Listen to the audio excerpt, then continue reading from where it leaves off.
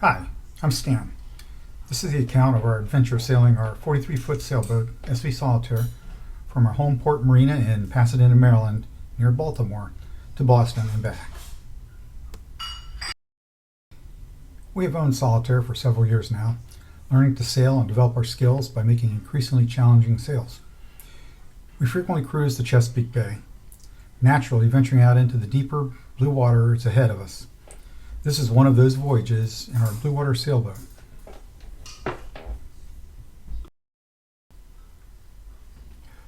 On this trip, my wife Sally and myself will be on board for the entire trip.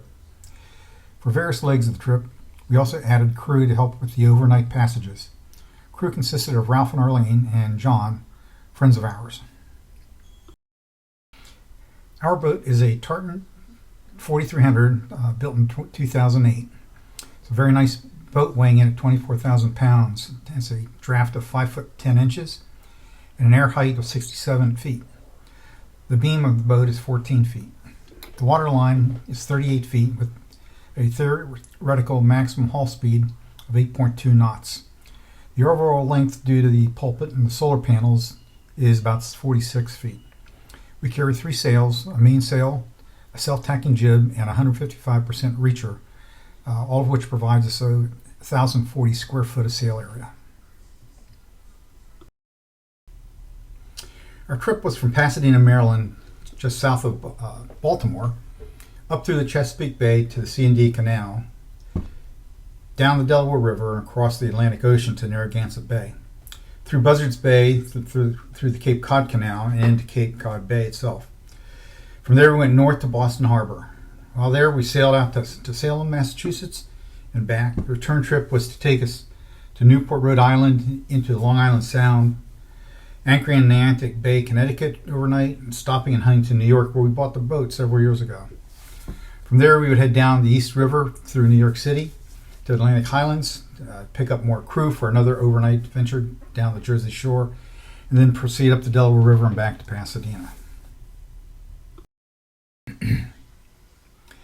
Here you can see the actual track from our chart plotter, starting down here in Maryland, up through the Delaware Canal, down the Delaware River, stop at Cape May, then out in the ocean, up through to Narragansett Bay, Buzzards Bay, the Cape Cod Canal, Cape Cod Bay, and then finally to Boston.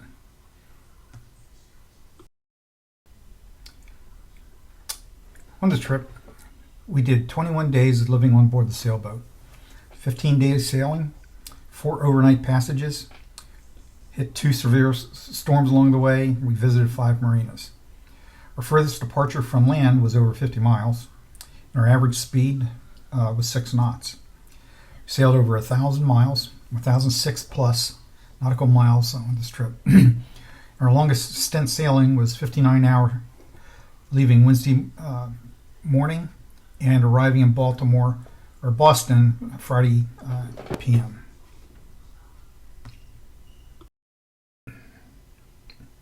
We experienced all kinds of weather: sunny weather, moderate winds, storms at night, heavy fog in Cape May Bay and Massachusetts Bay, wild currents in canals and rivers, and an afternoon storm in Sandy Hook in shallow water.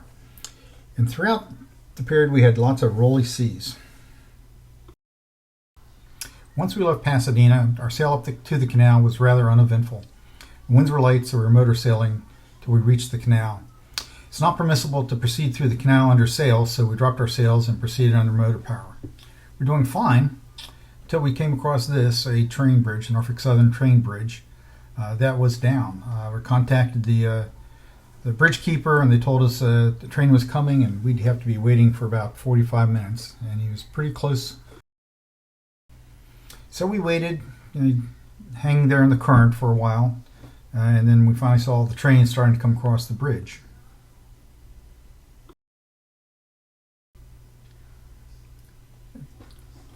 Counted as best as we could. The train seemed to be over 100 cars long. Took us a little while for it to get across, but eventually they did clear and the bridge went up. And we proceeded on through the canal and got into the Delaware River about sunset. Calm winds, got our sails back up and started motor sailing down the river. trip down the river was rather pleasant. In the evening, it was a nice moon out and giving us some good light to see where we're going. As we approached the Delaware Bay, the wind picked up and we began to sail. We got the sails up. Could tell by the winches grinding. Proceeded out into the ocean and came into a very choppy area. Light winds prevented us from actually making progress through the 3 to 5 foot waves that we were encountering. And the crew was getting uncomfortable, so we decided to put into Cape May for the rest of the day and collect ourselves. Okay, and Wednesday morning we prepared to leave Cape May, left the dock about 7:30 in the morning, proceeded northwest direction out into the ocean. It was a relatively nice day, nice little wind, and we were able to motor sail for a little while, and the winds picked up and began sailing in total by mid-morning. I'm always nervous about putting roots. Here's an example of our sailing this morning. Really nice, relative flat sea with nice wind. It was just very comfortable moving forward. So we started shifts about 9 o'clock at night every night. The first couple nights we staggered shifts so that those who were not totally comfortable standing a shift alone was on shift with a more experienced sailor.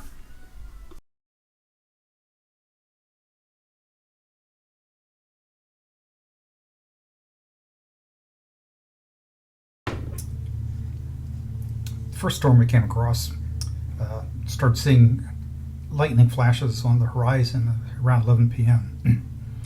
Around 11:30 we turned on the radar in the weather mode to see what we were coming up on, and we saw a small orange storm directly in front of us about 15 miles ahead. Tried to watch this and determine which way the storm was moving so we could take some action, but really weren't able to figure that out.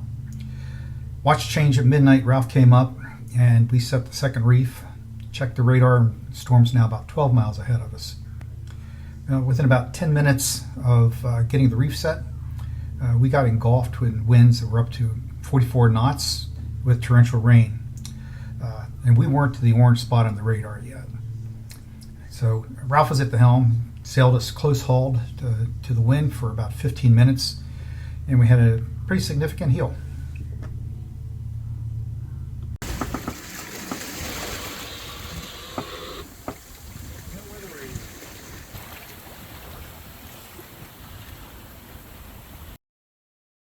We sailed through the day on Wednesday, and about 11 o'clock at night we started to encounter some thunderstorms in the area. Here you can see a break in our track where we had turned off our electronics just to protect the electronics in the event that there was a lightning strike nearby.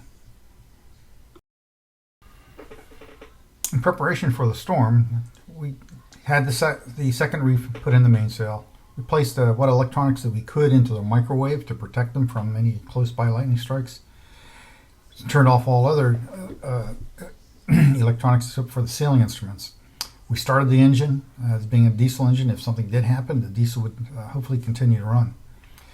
Ultimately, the boat fared fairly well, although the table in the salon came loose from the sole. Had to fix that once we got to Boston. But nobody was hurt, other than us getting really, really wet. So, interesting point. We weren't alone out there. There were several commercial sailing vessels, fishing vessels out there with us fishing, and there was at least one large freighter close by.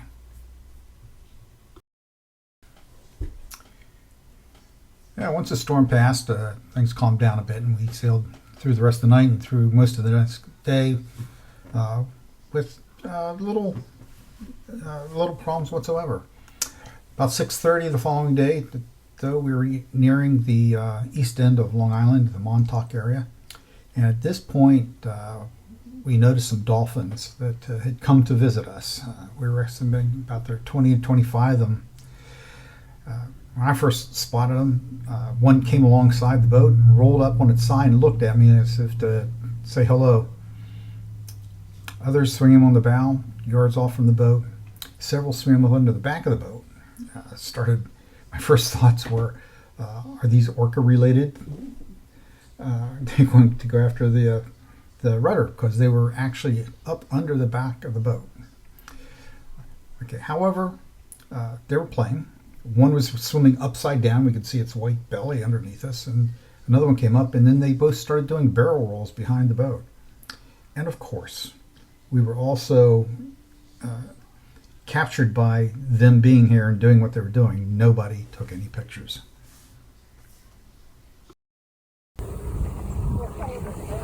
Here you can see some dolphins in the area. It's very difficult for them to be caught on camera. They're not quite too cooperative, just like children.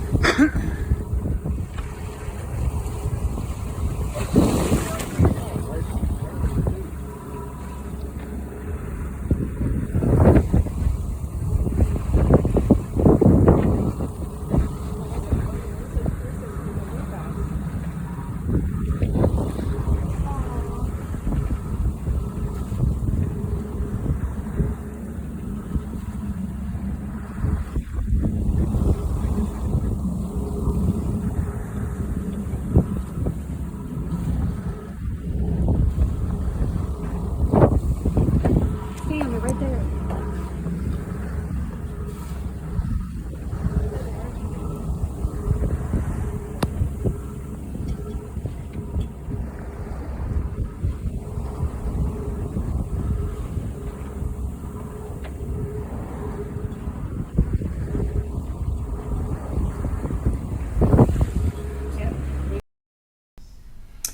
In this clip, you can eventually see a dolphin up at the front of the boat playing in the bow wake.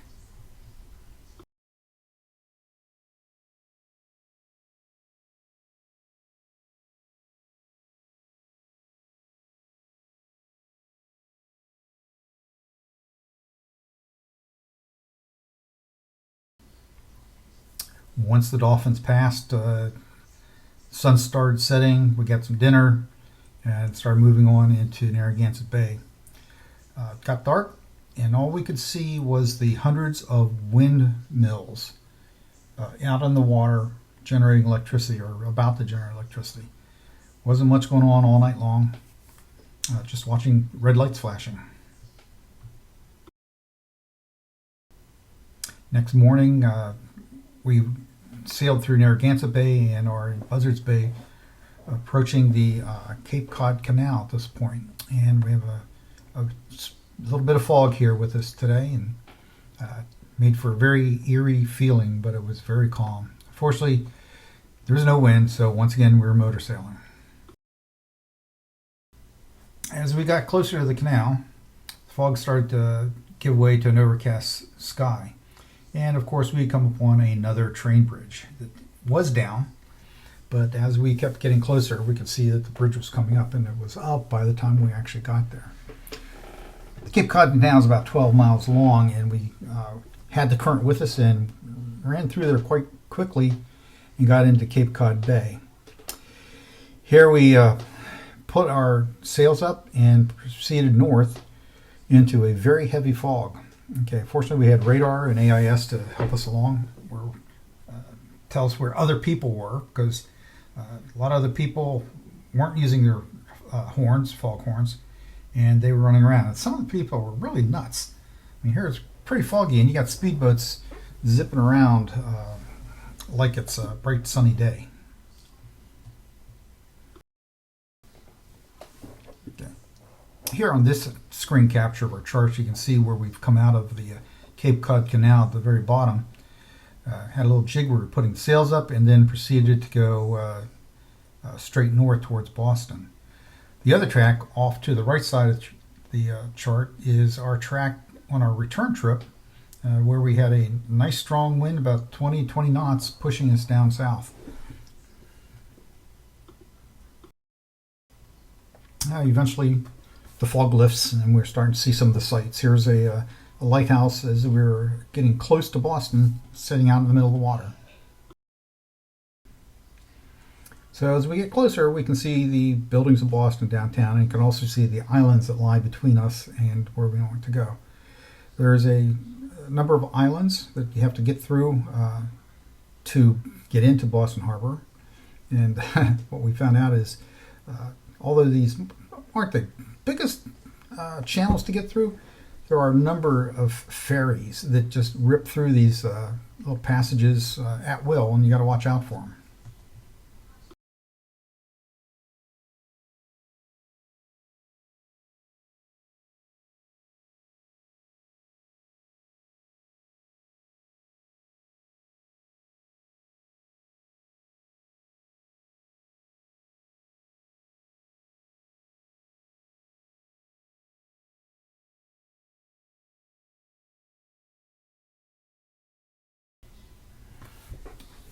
So once we get into through the islands and into the channel going up to Boston Harbor, lots of boat traffic, small, big and small, lots of sights. Flew under the Logan Airport runway approach and had planes coming very close to what felt like the top of our mast. I'm sure they were a little higher than that, but it was a little unnerving. But to see things like the Nantucket Lightship that's now tied up in Boston, and here in the bottom picture you can see that we are tied up at our dock for the week. So our plan was to stay in Boston for a week, visit our daughters who live in the Boston area, and do a lot of sightseeing. The next day, John and Ralph grabbed a plane from Boston back to Philadelphia, and Sally and I spent Saturday getting some rest and visiting with our daughters.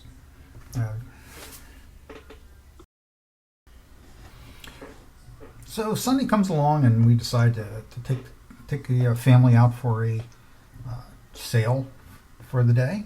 So we head out down through Boston Harbor and head out into the ocean. And as we turn out of the harbor into Massachusetts Bay, we were met once again with a very heavy fog and light winds. So we moved around for a little bit, and then eventually turned around and motored back in.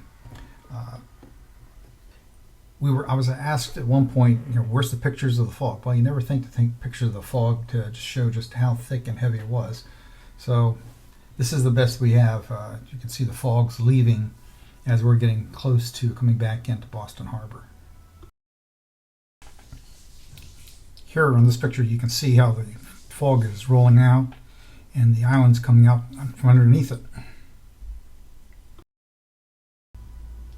And here, it's kind of like being in a time machine. We sailed into the fog and came through a mystical event and come back out, and we're a couple hundred years in the past with the three-masted schooner sailing by.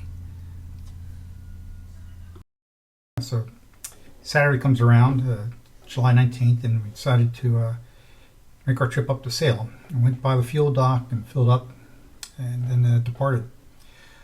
Followed a string of boats out Boston Harbor, and lesson learned several years ago is don't follow other boaters. Boat in front of us decided to cut corners and try to save a mile or so, and end up running aground right in front of us. If he'd been looking at his charts, he'd have seen that it was only about 4 feet deep. Okay. Passed Deer Island and turned northeast, and had a very nice day sailing all the way up to Marblehead in the Salem area. The weather was very nice, water was calm, and it was a very pretty sunny day.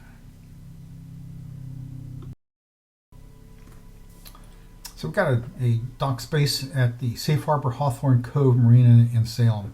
A very, very picturesque area. They actually had coffee and donuts for us the next morning. Staff was very helpful, had a number of people out on the dock grabbing our lines and getting us tied up and getting our electricity connected up. A really nice place to stop at if you're in that area. Well, It's Sunday morning, and it's about time to go back. We're supposed to have checked out by 11, but there were some stores in town that the ladies wanted to go shop at. So we're kind of pushing our limit here. They went off, got some breakfast, did their shopping, got back to the boat by 11:30, and we started to depart into a overcast day.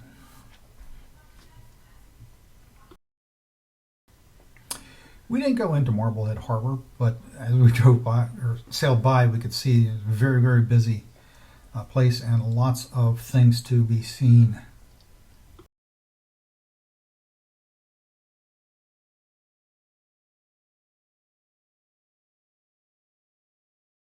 So the weather cleared up a little bit, and we were able to do some really nice sailing.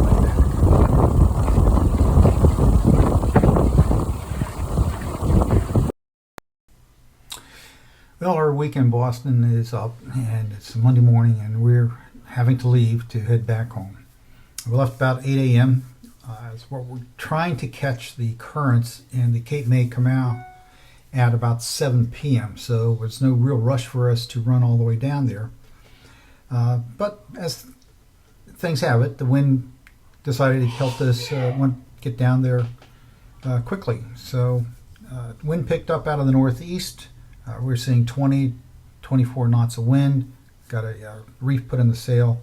Seas grew to 2-4 feet. And we made it down in a lot faster time than...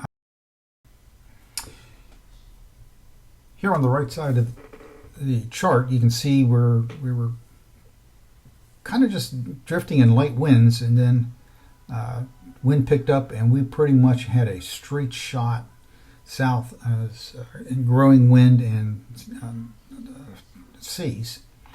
Got down close to the canal and made us a tack, a jibe actually, and headed to the canal. And you can see where we stopped, turned around, and dropped our sails and began to motor into the canal. Okay. We entered the canal earlier than we had hoped to, simply because the wind and the waves were throwing us around quite a bit out there. So we chugged into the canal. Current was coming out at us at about 4 knots at this point. And we made it in. It was a little rough getting into the entrance, but once we were in there, it was slow going, but we were going just fine. As we got through the canal, came across this vessel. There were a number of large ships like this that we had come across that are flagged out of the Caribbean that were up here for the summer to get out away from the hurricanes. So we got through the canal. It was about 7 p.m. and we headed for an anchorage in Pocasset Harbor. This was a really nice little place. We dropped the anchor. We don't think the boat moved at all night long from where we dropped it. I think we were sitting still in the same orientation all night. We got up the next morning and got out of the harbor, put our sails up, and there was no wind at all. It was a rather warm day, and we ended up motoring the entire way to Newport.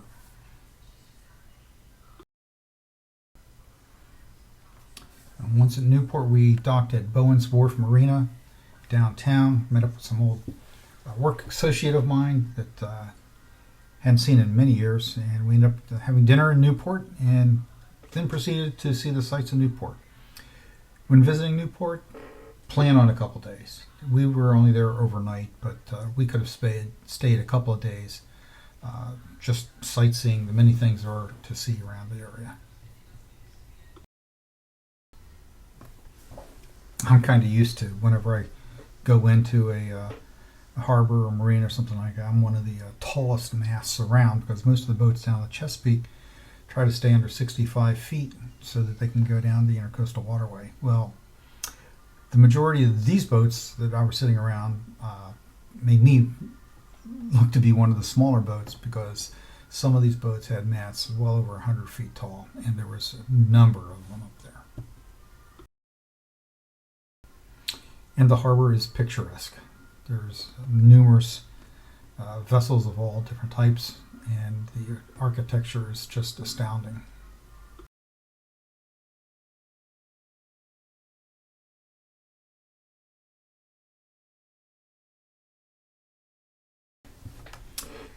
One of the really cool features of Newport is what they call the cliff walk that is on the northern side of the peninsula. It's a walkway that walks around kind of underneath the edge of the all the mansions that existed in Newport many years ago. You can't see much of the mansions from the walk because it's either below the grade, or there's fences and shrubs that prevent you from actually seeing what's up there.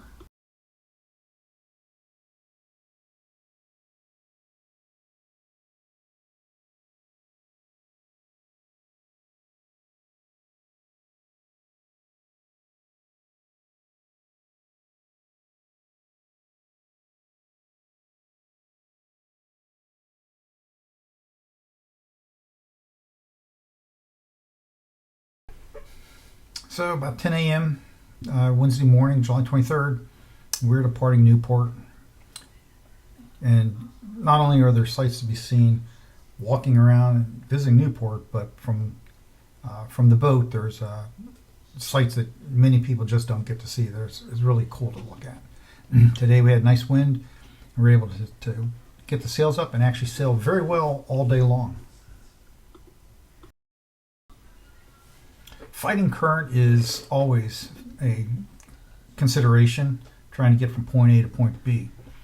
As you enter Long Island Sound, there's a number of little islands that present themselves in front of you, and there's an area known as the Race, which is probably the widest area to go through. As we were approaching there, to get through, the estimate of the current was about 4 knots against us, so we didn't want to fight that, so we took a more northerly route through some of the smaller islands with smaller passages, and the current seemed to be about 2 knots going that way. We got through the passages and headed up into the Connecticut area, cruised into Chesapeake Bay around 7 p.m. and found a spot and dropped an anchor. Fortunately, the wind wasn't to our advantage at this point, and we had a pretty much rocky night on anchor here. The next day we're headed to Huntington, New York, which is across the bay and at the opposite end, closer to New York City. Getting there wasn't easy. The wind was at our face again, 2 to 3 foot waves, making it not the easiest to traverse.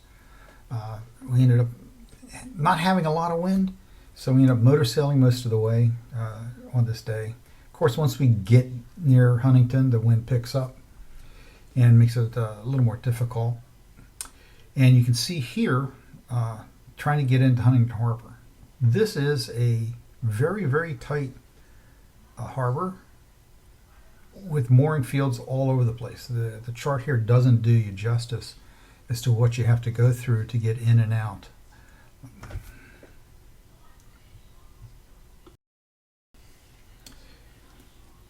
We ended up getting to the marina after hours, so we had to finally hail somebody on a radio who I guess was a night watchman, and directing us to a slip down a long, narrow fairway with some boaters who had already been hitting happy hour apparently, because they were not cooperative in moving their boat out of the way, and they just wanted to sit in the middle of the fairway until I started backing out.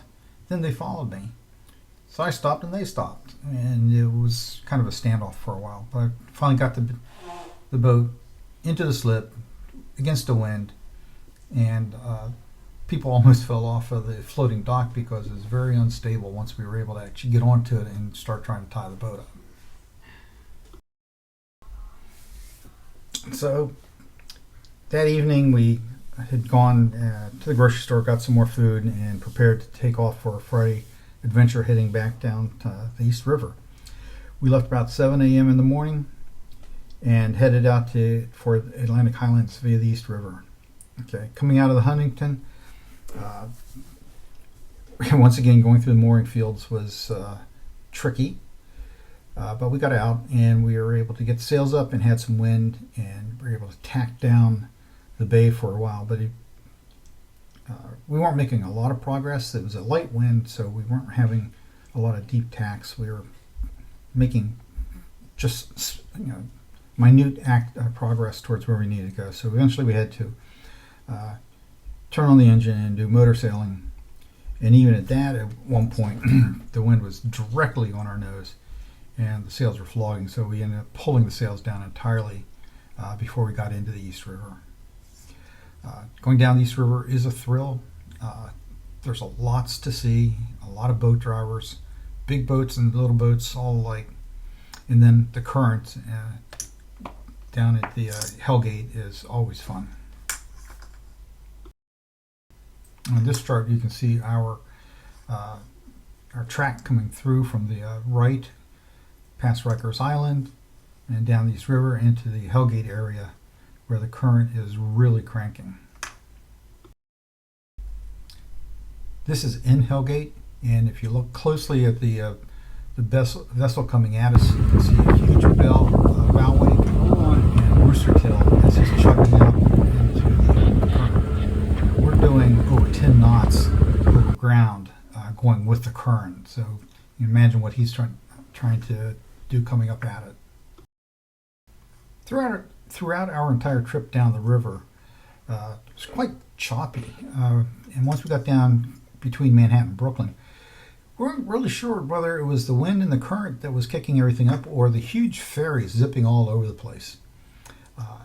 It made it a bit of a challenge, but we were kind of surprised to see seaplanes actually landing and taking off in this chop on the river right there between Manhattan and Brooklyn.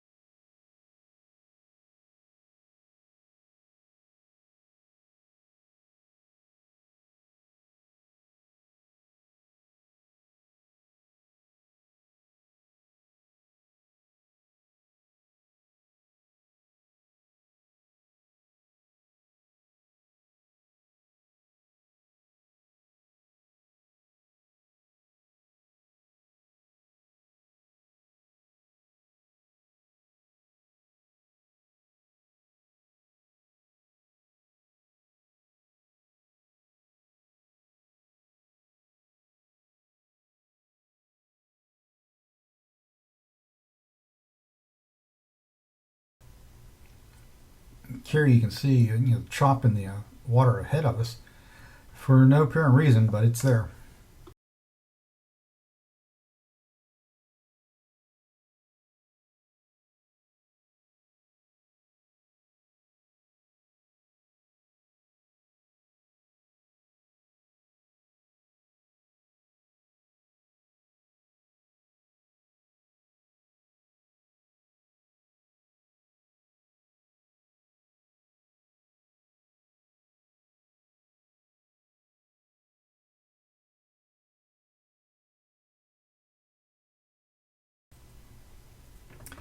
Once we got to the bottom of the river and started heading out into the the bay, got a little bit of wind and we were able to start sailing south.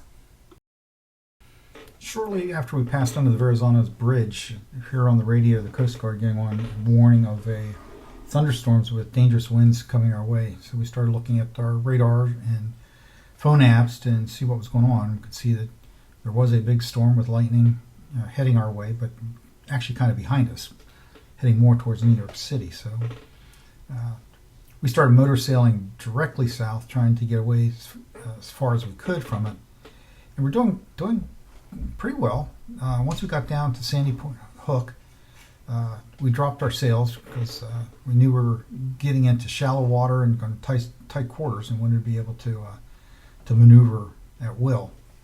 And then continued on a little further, and then the winds caught up with us. Squall hit us. We were seeing 38 knots of wind at this point, Seas weren't all that big, but they were choppy. Some of the things we noticed is that during the squall, our depth gauge showed us that we were in 4 feet of water, which we knew was not right. We were actually 15. We did have a couple of issues here. The whisker pole broke loose and was banging around, and the jib became unfurled. We were fortunately able to get that furled back in and the pole under control. Here in this chart, you can see our track coming down past the point of Sandy Hook, where we turned west, dropped our sail, and then proceeded further south to get into the marina area, where we were hoping to be able to be somewhat protected. But as you can see, the storm hit us about a mile and a half outside of that, and we were able to turn into the storm under engine power and maintain our position until it let up, and we were able to get back in and pick up John. So, we powered through the storm, got into the marina, and finally found John and was able to get him on board. Well, we noticed we'd hoped to get fuel here, but the fuel dock and the tide has a huge drop here. Well, due to the fact that there was lightning in the storm, the fuel dock decided to close for the rest of the day, and we didn't get fuel, and trying to find a place to pick up John was problematic. I got kicked out of one place, saying it was a working dock, and I couldn't stay there even for 5 minutes for John to walk down the dock for us. But we did get him. He climbed down the dock at the fuel dock, which we couldn't get fuel, and we proceeded out into the area and dropped anchor to wait out the rest of the storm before we headed down the coast. Interesting fact, there was a large ship here, two-masted ship called Miss Maryland, that was had dropped her anchor, and they had tried to pull the anchor back up and snagged a cable of some sort at the entrance to the marina, and were unable to get free.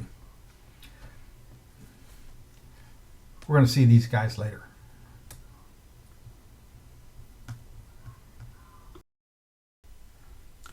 So around 7 p.m., the storm's passed, and we have cleaned up from dinner and otherwise recovered from the windy adventure. We raised our anchor and headed out into the Atlantic to head down the Jersey coast. We raised our sails, and with light wind, we began motor sailing down the coast. Eventually, the wind picked up, and we were able to turn off the engine and start sailing. Next morning, the wind picked up, and we started being pushed away from the coast as the wind was coming more out of the southwest. Around 11 a.m., wind started gusting to about 22 knots. Looking westward towards the shore, we see Lady Maryland again, and we see that she's dropping her sails. We presume that she's going to motor down the coast instead of running the wind out as we were doing.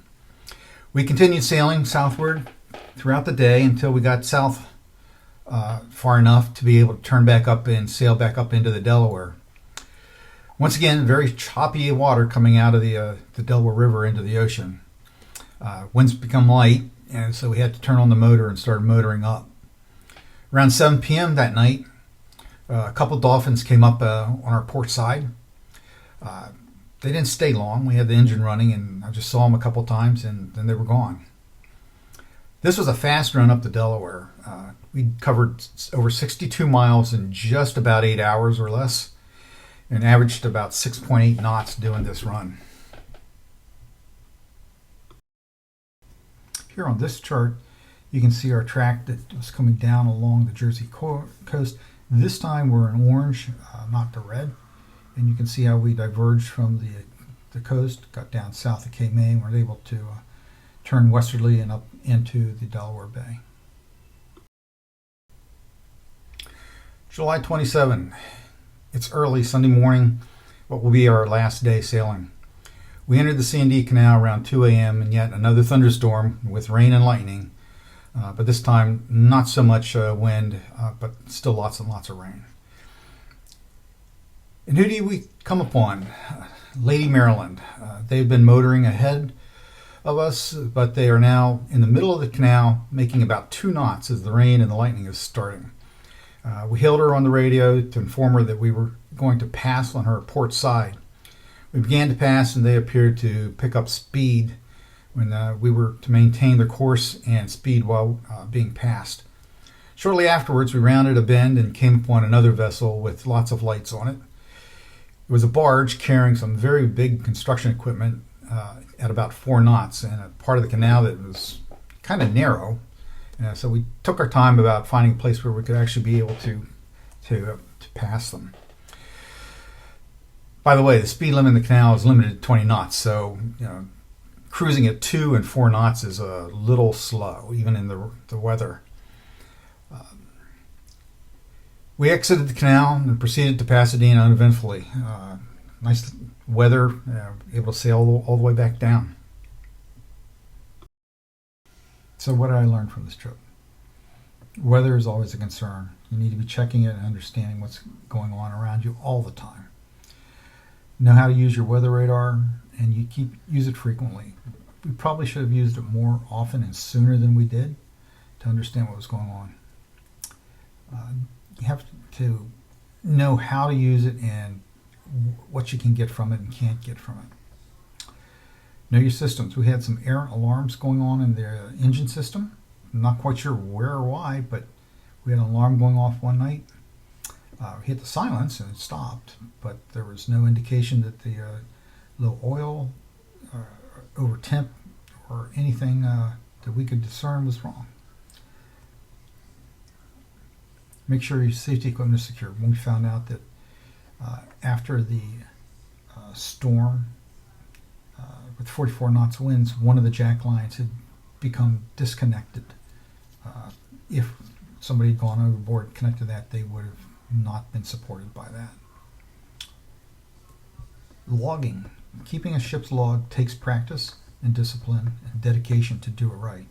We were able to find out some things about some of the architecture. Our solar charging system was not connected right because we were logging the voltages of different things, and some voltages that we expected just were not showing up the way they should have been. Found out that one of the solar panels was charging the thruster battery, not the house batteries. Okay, make sure everything's lashed down. The whisker pole that came loose was held in place by a nylon web strapping belt, and what had happened was the threading on the buckle had given way and let the pole fly. You need to use something a little more secure than a plastic buckle on a strap. And then take more pictures and videos. I wish I had gotten a GoPro or some other kind of devices to take pictures and lots of memory cards.